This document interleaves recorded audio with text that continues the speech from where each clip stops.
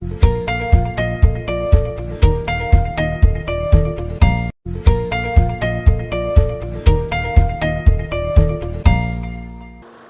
The lord. యేసుక్రీస్తు దివ్యనామంలో ఉదయకాల సమయంలో ప్రభుతో ప్రతిదినం అని ఆధ్యాత్మిక కార్యక్రమాన్ని వీక్షించుచున్న దేవుని బిడ్డలైన మీ అందరికీ నా హృదయపూర్వక వందనాలు తెలియజేస్తున్నాను. ఉదయకాల సమయంలో దేవుని వాక్యం వింటున్న ప్రియ సహోదరి సహోదరుడా, దేవుడి ఉదయకాల సమయంలో ఒక అద్భుతమైనటువంటి వాగ్దానం ద్వారా దేవుడు మనల్ని బలపరచాలని ఆశపడుతున్నాడు.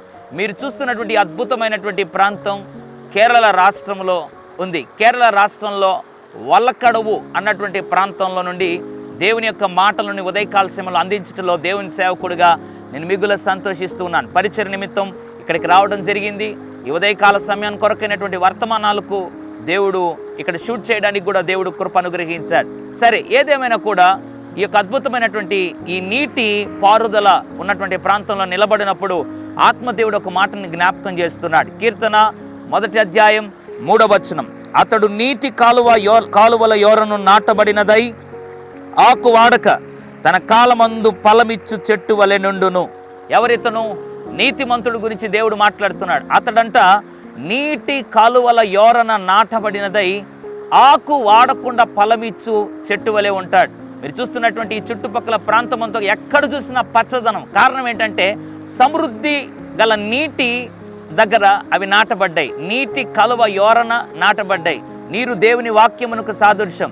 దేవుడు వాక్యమై ఉన్నాడు అని కూడా బైబిల్లో రాయబడింది. నీవు కూడా నీటి కాలువ యోరన దేవుని సన్నిధిలో, వాక్యము దగ్గర, దేవుని సన్నిధానములో నువ్వు నాటబడగలిగితే నీ జీవితంలో ఎప్పుడు కూడా ఆకు వాడకుండా ఫలమిచ్చు చెట్టు వలె ఉంటావు. బహుశా ఇంతవరకు ఎండిపోయి ఉన్నావేమో, ఇంతవరకు నీ జీవితంలో వేసారిపోయి ఉన్నావేమో.